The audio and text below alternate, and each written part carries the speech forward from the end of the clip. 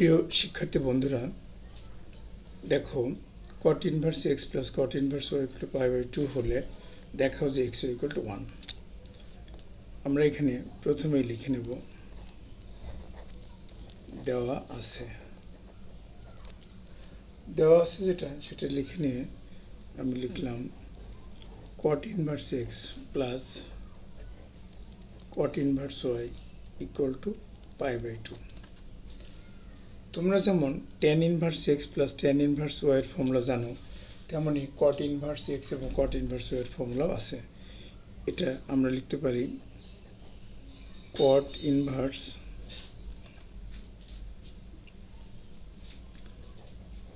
x plus y by 1 minus xy equal to π/2। এখন উভয় পাশে cot অ্যাপ্লাই করলে 1 minus xy by x plus y equal to cot π/2, এটা আমরা লিখতে পারি।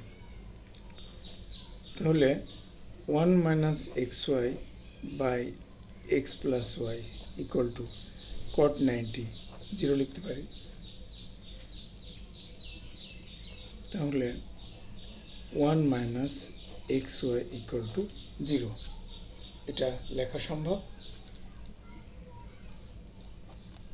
তাহলে আমরা বলতে পারি 1 ইকুয়াল টু xy।